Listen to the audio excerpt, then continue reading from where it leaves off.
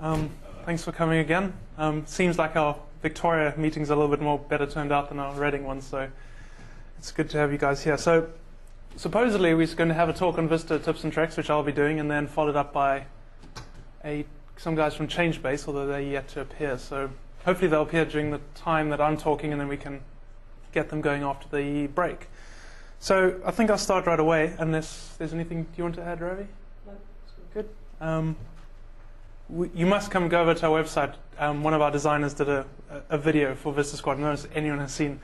Ignore the stuff that Ravi and I did afterwards. It is the most scripted thing I've ever seen in my life. But the 3D stuff is pretty neat, so I think you guys should have a look. So let's head straight back into this. I heard there's a Vista person in the audience. Now I can't see him. And he's going to heckle, because what I say probably won't be completely correct. So let's see how it goes. I don't know, I'll turn this on again. So I'm going to do this all demo-based. I don't really like slides too much.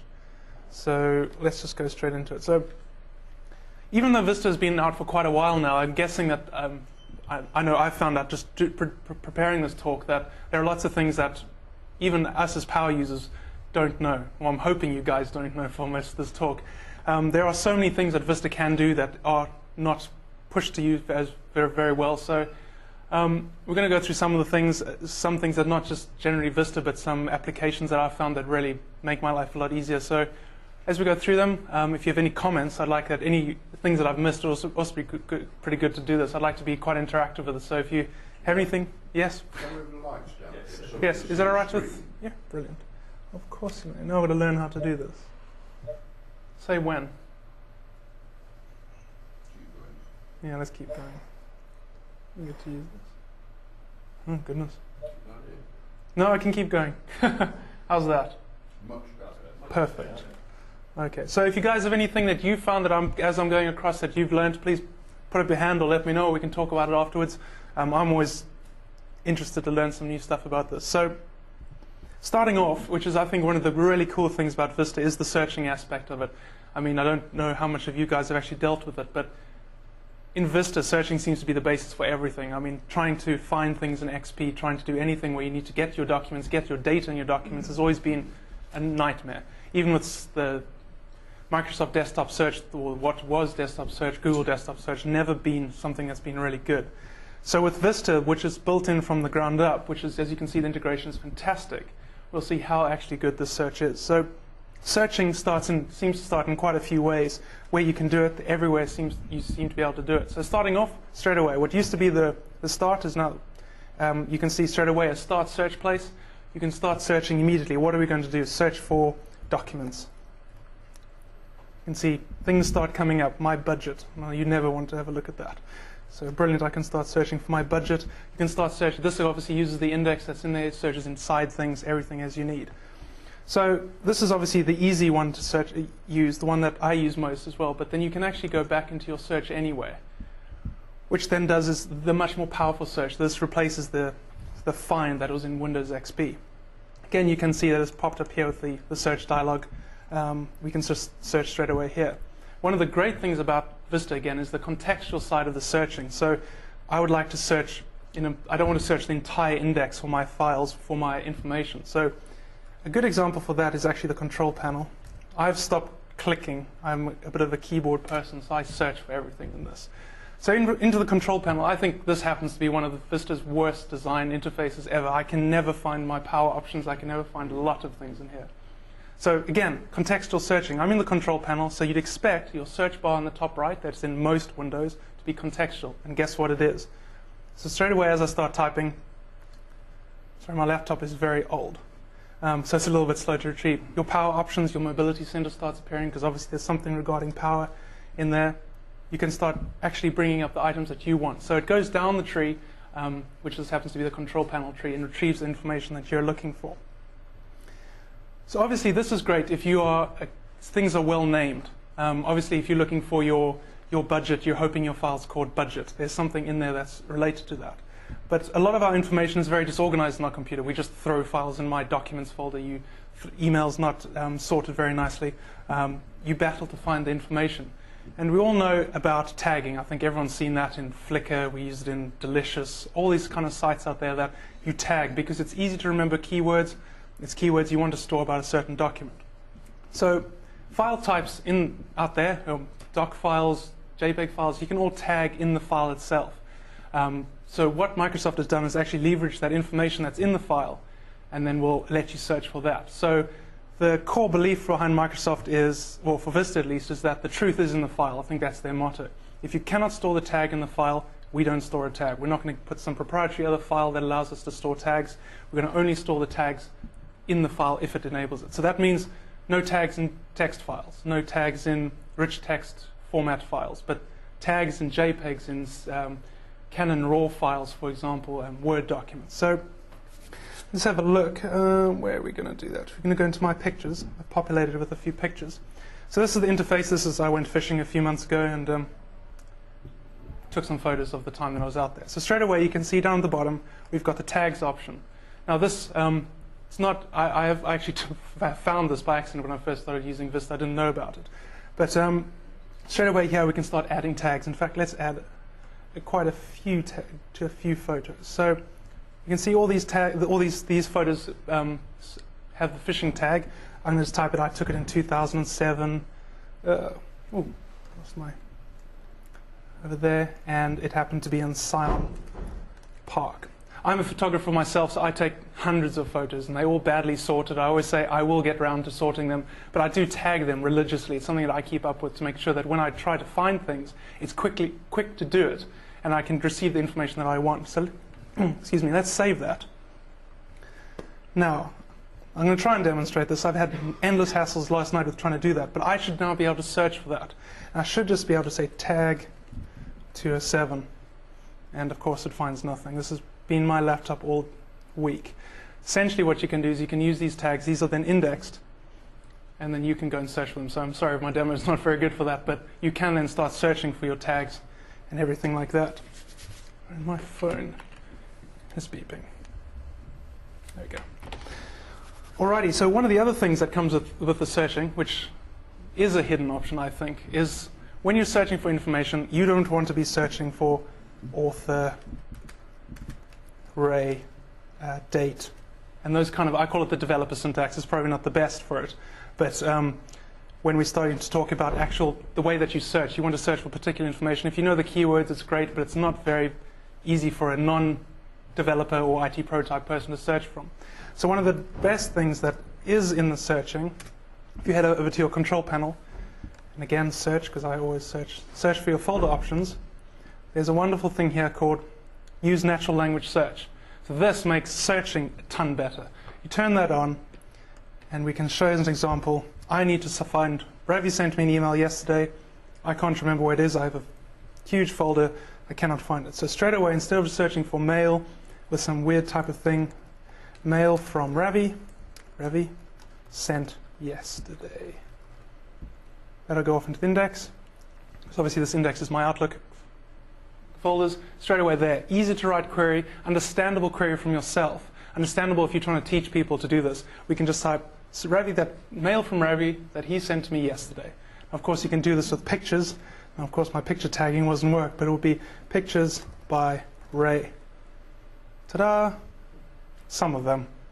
Okay, maybe my pictures isn't being indexed properly, but it does work. Taken in 2007. So straight away, but if that worked, tagged with fishing. So great, find my fishing photos that I took this year. I mean, what could be simpler? So, excuse me, searching for this kind of stuff is really, really powerful. But again, I do a lot of photo taking. It's my example. Not a problem. You're right. One of the other things that I do a lot is I take photos. I say, okay, I need to upload this to Flickr. I use Flickr as my photo storage. I show my family where I am and all that kind of stuff. So I have a lot of photos that I tag as upload. It's one of the little workflows that I have that I want to go and say, okay, fantastic. These are the photos you need to upload. I tag them and then remove the tags later because of my horrendously organized pictures folder. So I use the mail from Ravi one again as an example. I like to keep my mail from Ravi. Let's see. Ravi. Mail from Ravi. We'll quickly search everywhere. And I search for this a lot. I always come back to it and go, oh, where's that mail from Ravi that he sent yesterday? Straight away. We have the wonderful save search option. Saved searches, it's been around forever other than in Vista. You can then save this search as a search which you can use all the time, which is a frequently typed search. Again, you can tag it, so you can search for searches, which is more of one of the confusing things. I'd hate to search for searches that are searching for searches. Seems a bit of a roundabout thing. But straight away I can say, Ravi mail. Save that right there. So as you can see, and if you open up your, over here, just navigate a little bit further down, your searches. There are some that are built in by Vista as you start, index locations, recent emails, stuff like that, that allows you to quickly find your things that you do search for often. So straight away, double click that, pulls from the index, wham, we have all our results that we require. So searching, one of the more powerful things that we can do. One of the other better things here that comes, I mean, I keep saying it, but the searching in Vista is pretty incredible. We know, do we have any tags here? I don't think so. Date modified. I know that I was, again, trying to break the search down a little bit more. I need it to be filtered a little bit higher than this. We can start saying, show any ones from today. So any ones from yesterday, maybe last week. Start filtering the results straight in the search instead of having to do another search again straight after that. Let's just try and use the power that Explorer here gives us and start breaking the results down. One of the other things you can then do is group. So actually start grouping it a little bit better. Maybe that's not even good enough for you. You need to stack them. There's too many here. There we go. So we can start stacking these search results. So we can say only show us ones that are from yesterday and last week, because I actually have that selected. If I say a few more options, and we start seeing the stacking actually grow. So you can group this. This applies for any search results. So if you're in pictures, you can start grouping by the date they were taken, the author, any of the columns that Vista has to offer. I think there's 255 or something ridiculous. So there's lots of options for you to actually start filtering the results that you're looking for, which I think is very helpful, and especially for me that has a very disorganized data set. So moving on from that kind of searching, it's something that, again, I'm bringing it up from here, is that I do a lot of photography, is a little application that is called the Live Photo Gallery. It's not very Vista specific. This does come with on the other operating systems, so I just wanted to show you how you can start doing. I'm glad there are no dodgy photos in there. That's brilliant. Straight away you can see here on the left-hand side, we've got all our tags, because Photo Gallery then again pulls tags from the file system, from the files from the index, and builds everything up from you, so for you at least. So as long as you keep your data kind of tagged, to organize it quite, not necessarily nicely, but use this kind of functionality, you can really start getting some goodness out of Vista that isn't really there in other operating systems. So moving away from searching, I know probably a lot of you have heard about shadow copy. Just thought I'd quickly bring it up. Shadow copy is something that keeps previous versions of files for you. It's created when system restore points are created, when actual live backups are created. Probably not something to rely on, unless it's really backed up with a full backup, if that's the word. So for those who haven't seen it, I'll just touch on it briefly. I'll go to my documents. I happen to have a Subversion archive, Subversion folder here. If I go to Properties, you'll see there's a new tab in Vista called Previous Versions. It just goes and searches away for any previous versions from the shadow copy that it happens to have. I should have 2, 3, no. Because what this does, we'll go and search where, do we have any previous version of this folder, and is there anything I can do with it?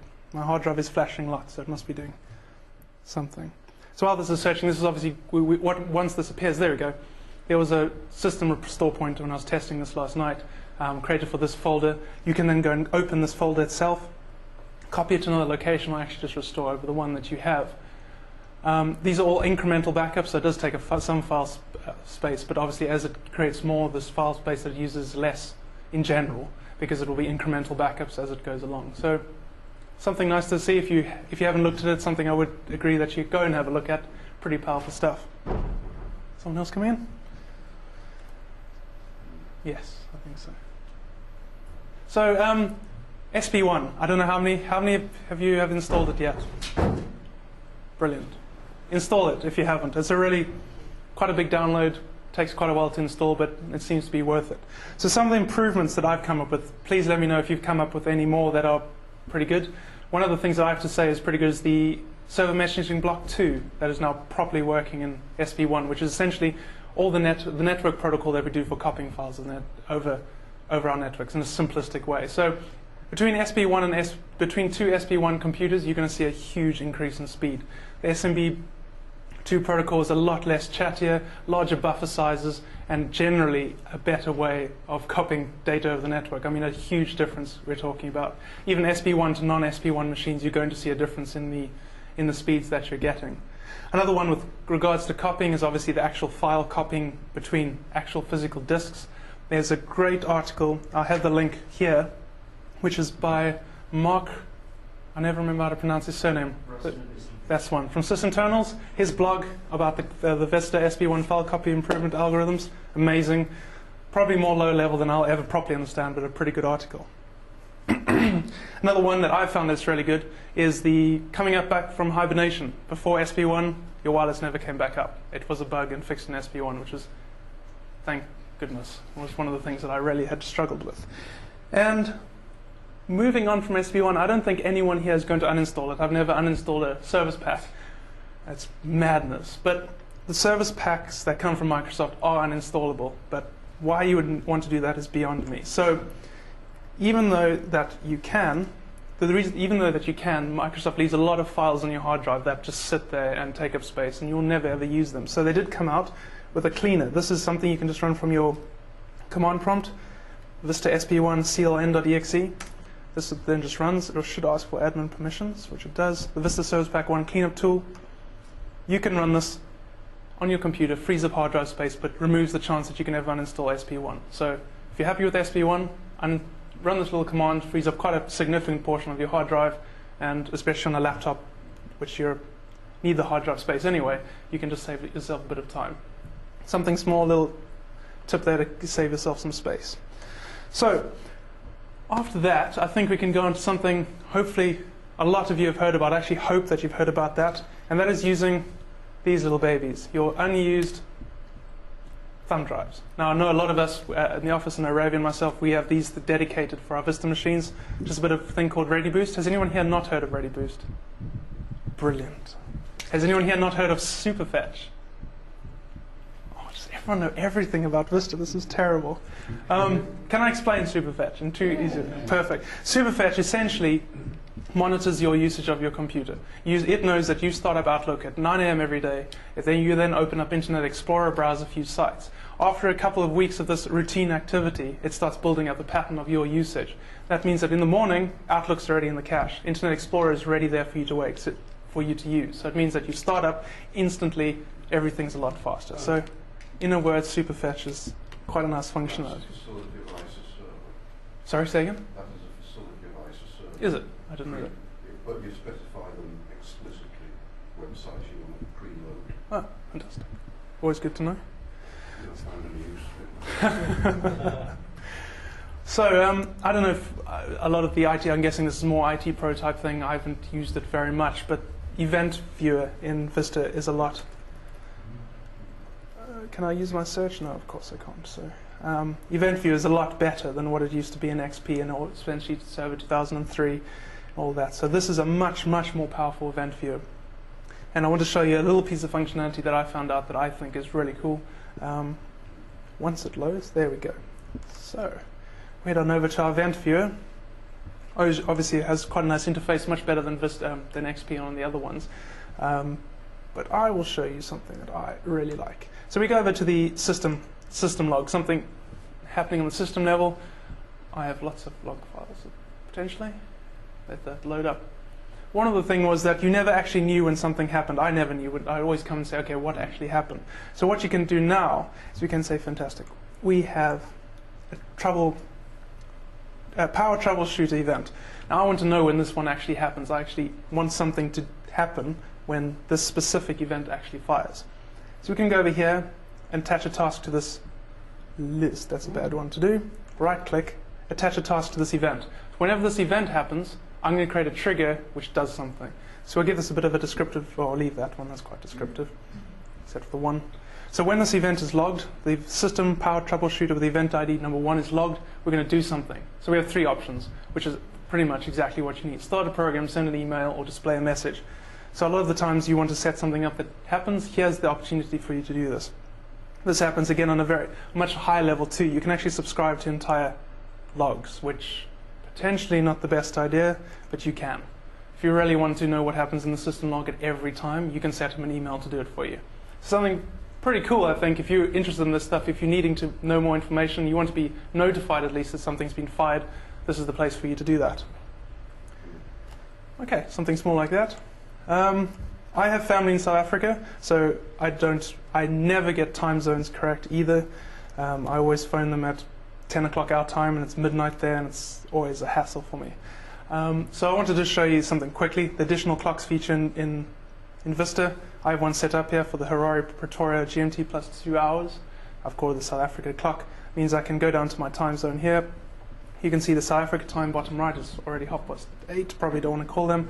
Click, shows a big clock. Fantastic. Exactly how we need.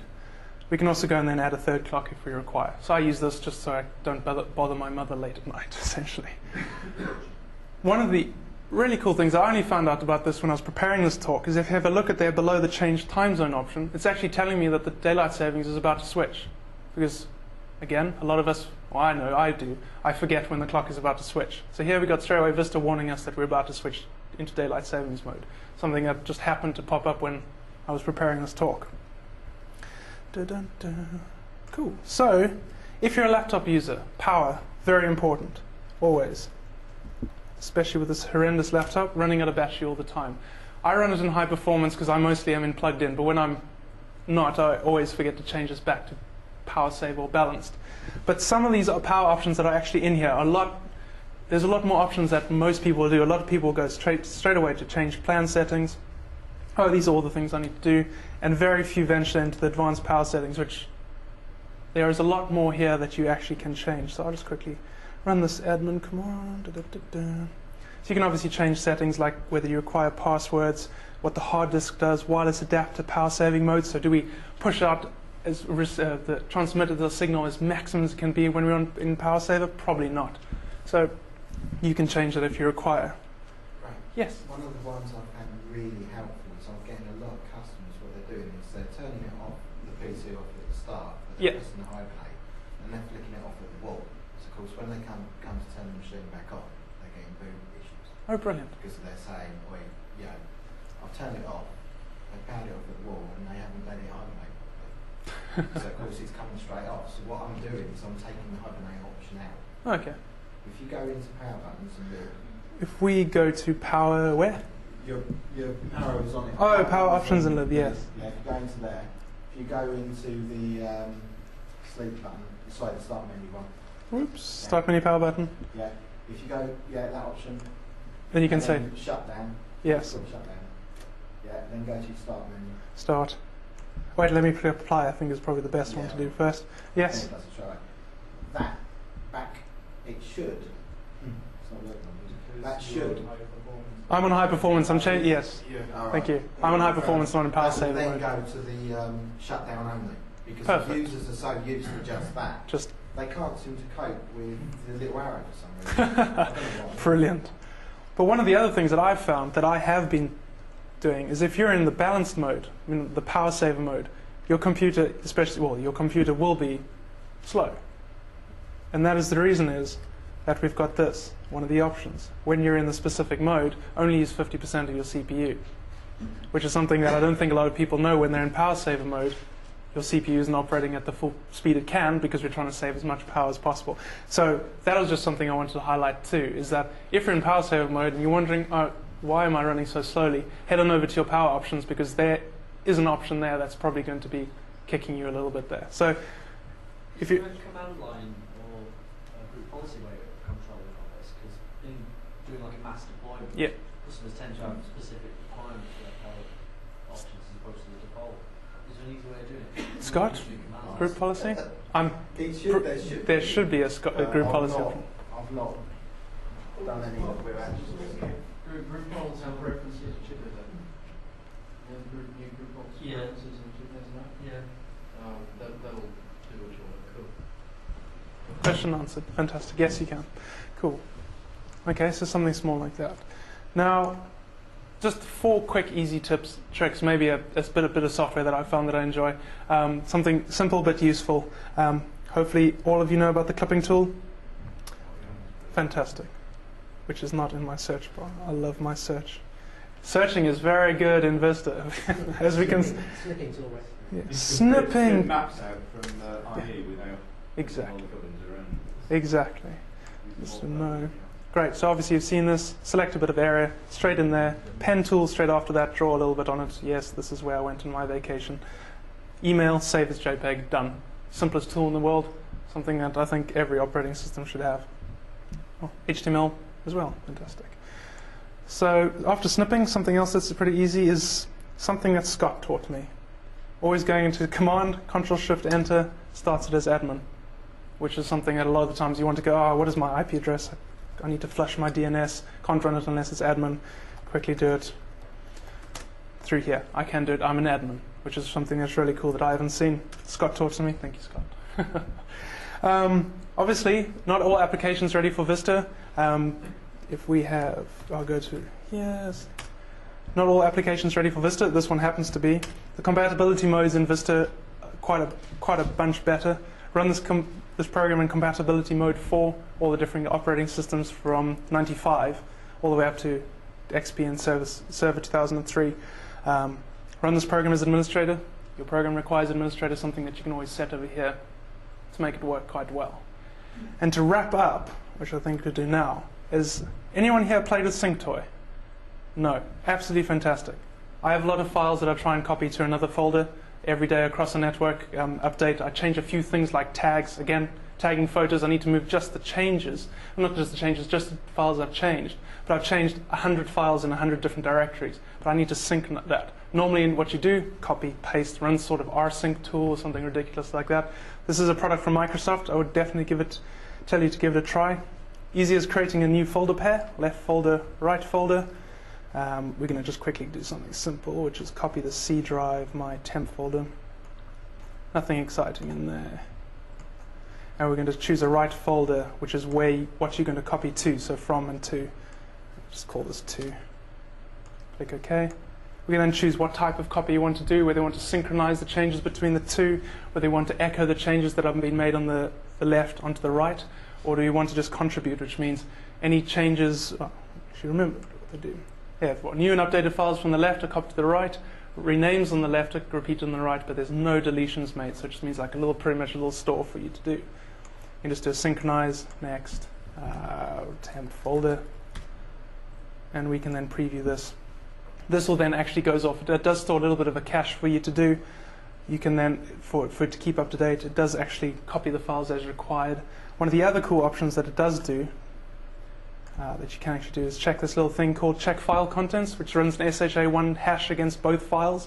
So if the name of the file is the same, the timestamp is the same, but something internally has changed, most copy tools won't pick that up unless you actually run a hash on both of them. Obviously, the hash will be different if you're running against two different contents of the files. So you can click that to run it, and everything gets synchronized. So if I just click OK, just do a quick run, I'll start this, it doesn't really do. And just determines what it has to do, and starts copying the files, deleting files, renaming the files as it sees fit. So quite a cool little tool. It does run on XP, if I remember correctly, but something that I thought you guys would like to see, especially if you need to copy a large amount of files constantly that have few changes that you don't actually know where they are.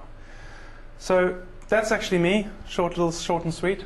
Hope you enjoyed it. Any questions? Yes? On the Windows search, if you've got a network drive, does it go away and search all network drives? No, you'd have to choose that. You can choose that in your, I think you can do network drives as your indexing, but probably not the best idea judging by the traffic it would create. But you can obviously do, if we go to here, search everywhere, you can go into advanced search and change not index locations, but other locations too. So you can actually then do an actual file system search, which does actually be not on your local computer. Obviously slower than if there's an index created. So you can choose, but it will obviously be slow. Ready boost. Yes. A good pen drive to do it. Because I got one, but it's supposed to be quite slow. Yeah. And Windows Vista doesn't like it. Yes, it comes up and says this drive is not fast enough. Yeah. You can test it again. We've been using the cruisers, and they've been perfect. I haven't seen anything that's pretty USB 2 compatible has been the right way to do it. So Obviously, anything flash-based, not an actual external hard drive, won't help you in this situation. But the cruisers are pretty good, except for the spyware that they put on this U3 nonsense that installs a CD-ROM into your computer. But yeah, I haven't had any problems with any of the ones that I've run. So. But how could it really improve your performance, or? Well, judging by my unscientific tests, when I play games, this light flashes a lot. So it must be doing something, which is very terribly unscientific. On my laptop, this is a very slow laptop. It's running Windows Ultimate, and the moment I plug this in, I see a huge, significant increase of speed. I did read something in the earlier days which said that if you've actually got a reasonable amount of memory, right, yep. so if you've got greater than 2 gig, or if you're running 64 and you're running 4 gig or something like that, then Ready Boost doesn't really. Yes, you'd hope it wouldn't. Very good for if you're constrained and got 1 gig. Yeah. The problem comes really when you essentially start thrashing. When you're trying to flash to the disk, the page file's thrashing, the page file's trying to push stuff back, and your hard drive just going mad. Whereas when you can start storing it on the slightly faster flash media, that's when you start seeing the thing. But if you're running a 4 gig machine, well, probably not. So, yeah. Yes, hugely, especially after SP1. That's just what they're seeing, SP1 improvements. There's a lot more hibernation data stored on your flash drive. So you coming out of hibernation means that it can read from here instead of the hard disk, which is always a plus. Again, obviously this is still encrypted, so that you can't plug it into someone else's computer and read the data that's on it. If you go onto our forum, I did a blog on the USB. I've put the spec down of what. Oh yes, you did. That's right. On the USB sticks, because you have to have certain USB to fast memory. Yeah, there's certain read and writes that you have to have. Yeah. Also, I think I've put a link on there for a USB monitoring tool. Yes. Will actually tell you the difference in the system to what's before and after you plug the USB stick in, and it's actually a Windows sidebar gadget, so that's pretty cool. Yeah. So you can actually see how much is coming from the USB stick and how much it's increasing the performance. Yeah, you should. Yeah, it's definitely worth. I mean, these things cost £10 now. If you're running a low-end system with Vista, even though it shouldn't be running slowly, you can still get a significant increase, or at least some increase that makes your life a little bit easier to run. So, £10 for a. One Booysen bonus that I like to Mobility Pro guys is that if you do get like a fast USB stick you give to your users, you don't get any sort of elevated privileges over the machines. You can just give them your flash drive or whatever you want, just say by Ready Boost. Yeah. There's no need to take elevated privileges for the users, so there's no admin effectively in it. Exactly. And the other thing is, especially if you've got a lot of mobile users, I know my Dell laptop has an SD card plug-in on the side. I've never used it other than when I had one that was running Ready Boost. So a lot of the time you can plug it in and forget it. It's not hanging off the side of your notebook. It's not in the way, but it's just something that can plug in and forget. And you want Ready Boost, what's that? Some guy put an SD card in once and my computer feels a bit faster. So something that, especially for laptop users, is quite a plus for that. Anything else from anyone? Hybrid hard disks. So it's like a flash type hard disk, with a mechanical drive, and apparently Vista's supposed to be a solid state thing still, and that's supposed to be pretty pucker. Yeah, Anybody's got there's hard disk got one. Yeah, we've been trying to get one too. I know, Ravi, you know the name. Yes, What is the name? yeah, It's Ready Drive. Ready Drive. That's the one. There's a post on Vista Squad. James Seamers posted quite a cool article about the speed performance, the benefits you get from Ready Drive, but the drives are stupidly expensive. And hard to find. That's what I'm saying. 32 gigs is about 400 quid. Yeah, So there you go. that's like- Well, that's also the thing. I think it's only Samsung and not Samsung. Who the other Seagate that make them? It's very hard to find. It's a hybrid. It's basically the standard disk plus flash built in, and that's what kind of is a similar thing I suppose Ready Boost, but Yeah. one actual unit. But they're very expensive at the moment. But Yeah. the video from James Seamer is pretty cool. So there's some good performance stats on performance benefits. Yes, fantastic. Cool. So I'm pizza outside is essentially what I'm going to say now. So unless there's anything else, thanks for listening, and food. Great. Thank you. Thanks.